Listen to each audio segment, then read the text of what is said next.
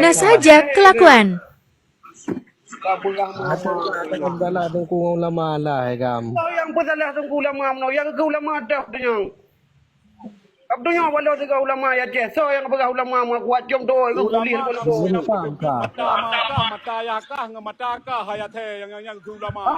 Apa dia ulama yang Hai rawat ada kan ulama kan urung semano main makahnya tungku bekah ya kengkun anak gua penuh ulama.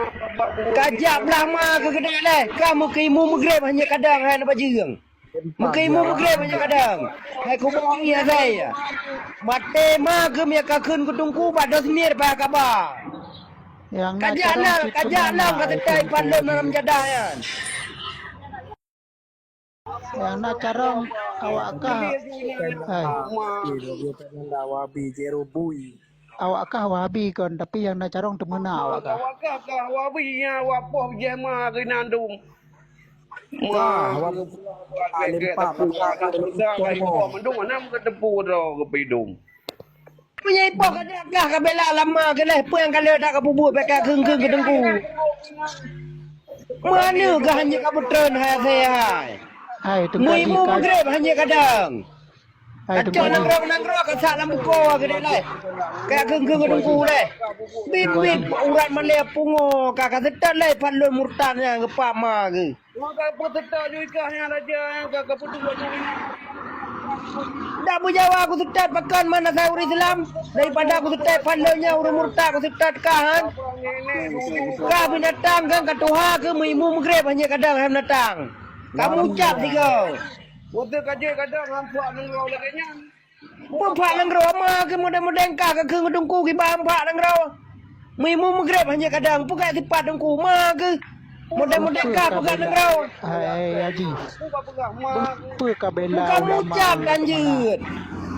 Kamu ucap ulama lanjut. nak carong temena nak carong Ki bang badan nak kah ci ubat sumalo ngemparang kau akak. Aki ka pijakai. age bui awakkah Hanja kebut ni.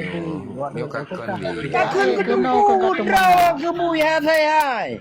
Mereka belum carang pegah nangrau nyoy nangrau je buatan. Hana mu pekun kakun kuduku kakun gap kelamiat daya Jawa. Jirat-jirat ma ke kaku bek nale nau. maka sengam ko ding ko haji sengam le kita diskusi secara sehat Putren ke dihilai mandung. Kan beka babanan tunggu, beka babana ulama. kan walaupun tabana ulama kan secara sehat Pandai sehat lagi yang kakun. kahana Di le sehat arambang ke tib le an no thatu dagai lom ka piu le Yang bijak PKI rumah ke berapa ke tapu nang. Kah wabi. Cik Ru. Hai Yang bangsa. dia nak berah. Lempam. Cik Ru. Okey mawan tu mi le mawan. Netup ni lah. Ya, kondisi ya berkondusi pegawai di rodo bela gelam pasai ka. okey pertanyaan Cik Ru lunulang so yang dijawab so yang disebut dengan ulama sino geni acom batu oleh Cik Ru jika sebut tunggu haji be panai santai Okey.